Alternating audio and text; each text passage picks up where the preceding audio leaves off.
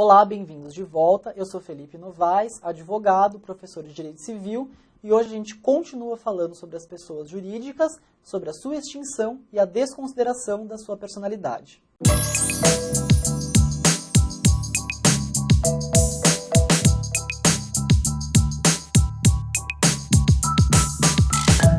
Bom, sobre a extinção, importa dizer o seguinte: ela pode se dar de três maneiras. A primeira é a consensual, ou seja, aquelas que são titulares das cotas sociais de determinada empresa ou que participam de determinada associação, em comum acordo, decidem colocar fim àquela pessoa jurídica. Então, essas pessoas se reúnem e realizam um distrato, que nada mais é do que a oposição a um contrato, que é a vontade de se unir, nesse caso é a vontade de se separar.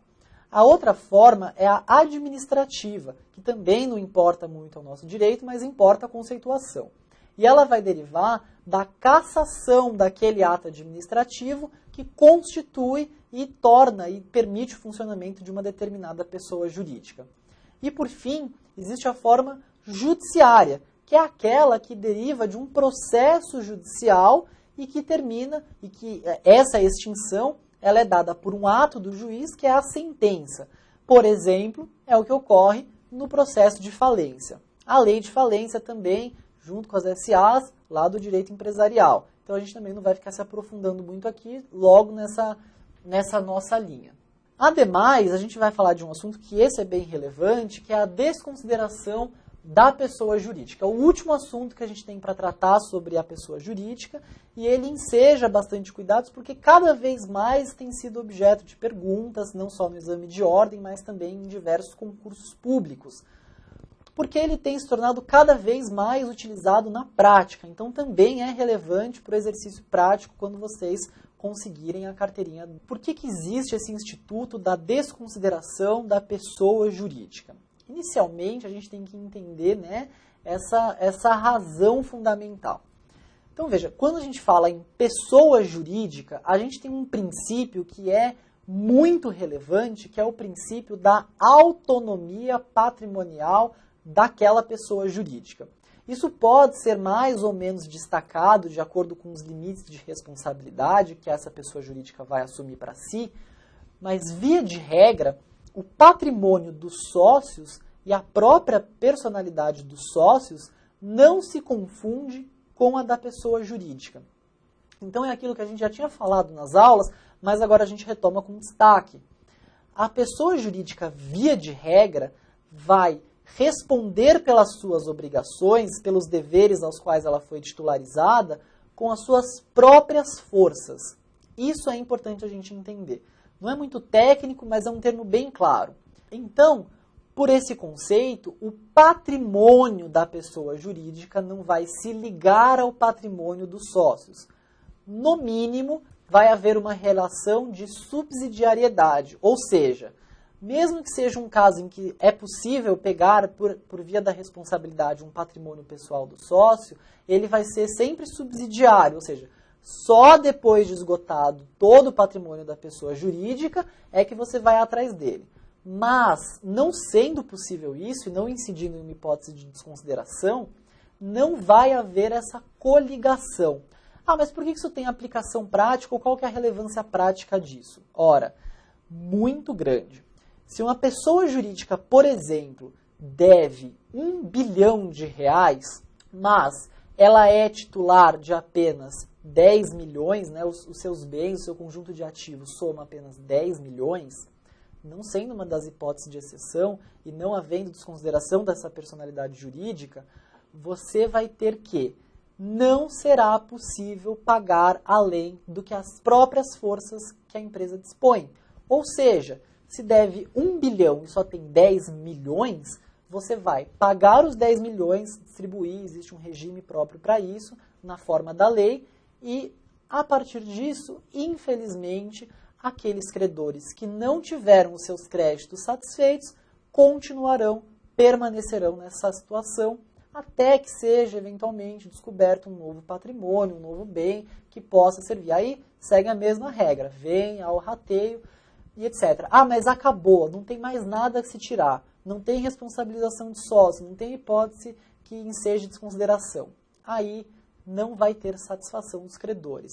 Isso se dá por uma necessidade do nosso sistema de proteger aquele que investe. Então, veja, a gente sempre fala isso, né? Opções políticas do legislador e que se tornam positivadas no nosso sistema. Houve essa escolha política de que era preciso proteger o investidor, aquele que se arrisca a ter uma atividade econômica. Por quê? Porque ela gera enormes, inúmeros dividendos sociais. Concorde-se ou não com isso, foi a opção do sistema. Então, aquelas pessoas que constituíram relações com a pessoa jurídica e não tiveram, eventualmente, seus créditos satisfeitos, por essa opção política do legislador, não vão receber esse importe. Então, o que entende-se aqui? Que esses investidores assumiram o risco de não ter esse dinheiro recebido, esse dinheiro de volta. Então, qual é a lógica aqui? As pessoas que contraíram obrigações com essa pessoa jurídica assumiram o risco de não receber de volta, justamente porque o sistema ele protege aquele que investe, aquele que resolve se associar, aquele que resolve constituir uma empresa, uma pessoa jurídica, né? Pois bem, esse é o panorama geral. Acontece que o sistema ele não pode proteger atos ilícitos, atos abusivos. Ele não pode permitir que pessoas se valham dessa proteção para enriquecerem sem causas, para causarem prejuízos a outrem deliberadamente. Não pode ocorrer, portanto, um abuso dessa característica da pessoa jurídica. Então, para coibir esse abuso, o legislador ele criou, que na verdade foi uma construção inicialmente da jurisprudência inglesa e que foi sendo positivado ao longo do tempo no nosso ordenamento, esse instituto da desconsideração da personalidade jurídica. Bom, tem uma dúvida aí se isso deve ser tratado no âmbito do direito processual, se isso deve ser tratado aqui no âmbito do direito civil, justamente porque você tem elementos aí que ensejam do direito, que são meramente processuais, mas você tem uma forte carga aí de direito material. Basicamente, o que dá ensejo é material e a forma como isso deve acontecer é muito processual. Eu, particularmente, entendo que tem que ser tratado nas duas matérias e cada um com o seu enfoque. Como eu disse, isso vem basicamente do direito inglês e a gente tem um caso que é emblemático, que é o Salomon versus Salomon Company. Quando a gente tem esse caso, o que aconteceu basicamente foi isso. Essa pessoa, ela começou a se valer da sua personalidade jurídica e da separação que havia para abusar desse direito. E aí houve um caso de desconstituição houve um início da formação de uma jurisprudência nesse sentido. Isso foi se formalizando, foi se fortalecendo, e aí nasceu esse instituto que hoje ele se torna cada vez mais relevante. Então, retomando, por meio dele você desconsidera essa autonomia. Com que finalidade? A finalidade ela é muito simples, atingir o patrimônio do sócio, do administrador.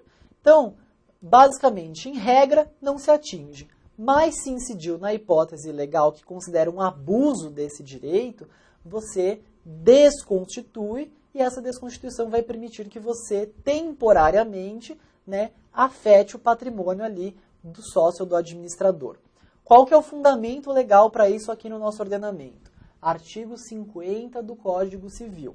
E ele vai dizer o seguinte: havendo abuso, é possível estender os efeitos de certas obrigações aos bens particulares de sócios e administradores. Então, primeira coisa, ele vai dizer abuso.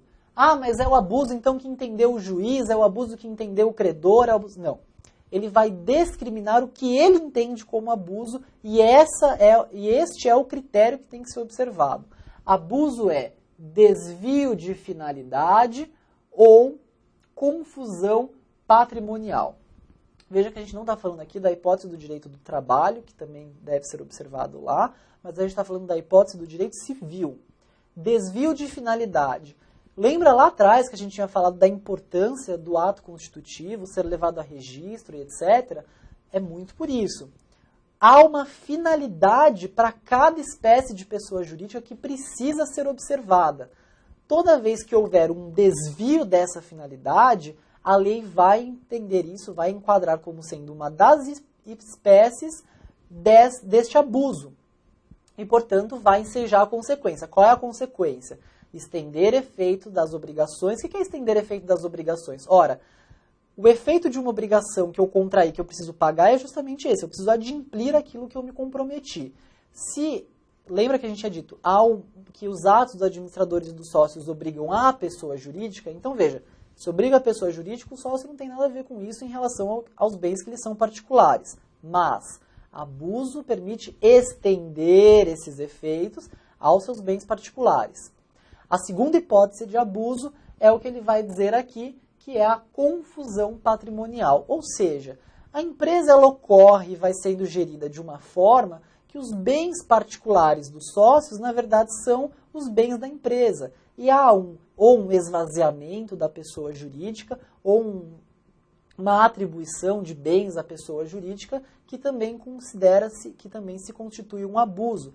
E aí, se você não sabe o que é o bem do sócio ou do administrador e o bem da empresa, o bem da sociedade, o bem da pessoa jurídica, então você, pelo critério eleito pelo legislador, que é um critério político, você entende que ocorreu ali uma confusão patrimonial. Confusão patrimonial, inclusive, é um instituto que é bem definido pelo direito civil. E ele vai ocorrer quando não for possível delimitar exatamente onde começa o patrimônio de um e de outro. A confusão é nesse sentido, é no termo técnico mesmo da palavra, tá? Bom, essa aplicação ela vai acontecer quando houver requerimento e deferida pelo Estado juiz, tá? Então é também importante, provavelmente esse assunto vai ser objeto também de outras matérias, e todos esses conhecimentos vão sendo complementares para que vocês consigam responder a uma pergunta que pode ser objeto de direito civil, direito processual civil e direito do trabalho também, tá? E direito empresarial, também bastante importante para essa matéria. Basicamente é isso, a gente encerra com isso as pessoas jurídicas.